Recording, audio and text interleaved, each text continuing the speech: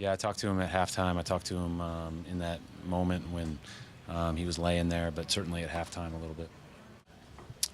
From what I was told, is a dislocated ankle and a fractured, what is it, tibia down there, whatever the bone is on the leg. So the doctors here have looked at it. Our doctors have looked at it, and we'll know a lot more. He's going to go straight to the hospital when he gets home.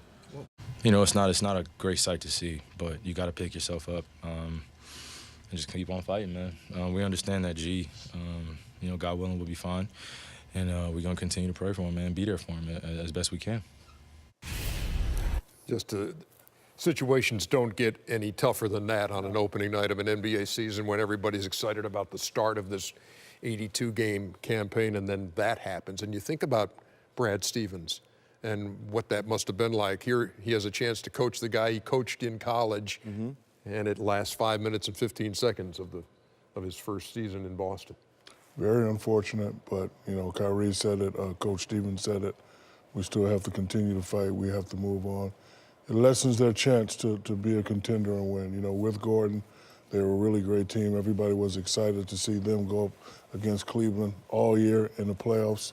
He's not there anymore. Guys have to step up. I think this is going to be the year that Jaylen Brown lets the world know that he's a really good NBA player. Very aggressive tonight, going to the hole, played smart, played inside the system, got us 25 points.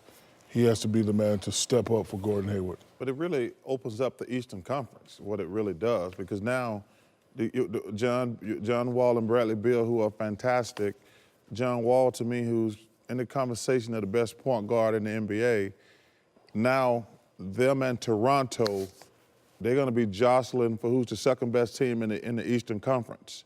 So that's the one thing. The injury to Gordon is unfortunate, but the season's going to go on. So now it's going to be who's the second best team in the Eastern Conference. And I want to see a little bit more, but Washington and Toronto, they're probably in the catbird seats for that number 2 position now. Yeah, the interesting thing, we all talked about, we were shocked that Kyrie wanted to leave Cleveland.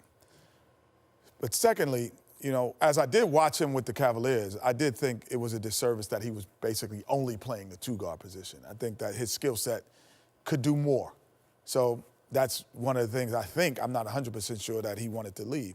But now, with the absence of Gordon Hayward, he's got to play more like the Cleveland version of Kyrie and be more of a scorer and less of a facilitator, because they can't get easy baskets, without him creating them for himself. And that's also probably one of the things that he's thinking about now, is that, well, I want it to be to maturation of this new point guard, that I really have to play like I did last year and more of a scorer. And see, I'm going to disagree with you. See, because now I think he got to become more of a playmaker, because Jaylen Brown, Jason Tatum, Marcus Smart, Horford, he got to make those guys better. This, to me, there's a lot of guys who are really good players who don't make guys better.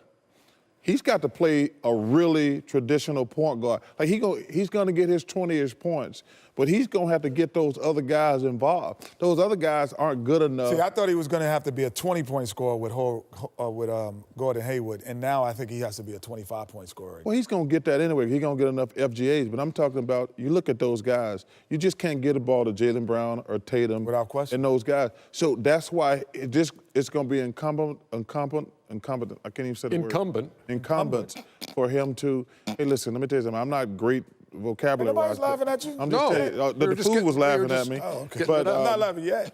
But he's going to have to learn to do a really good job of making those guys better. He wants to be the man. Now he's got to be the man. Sure.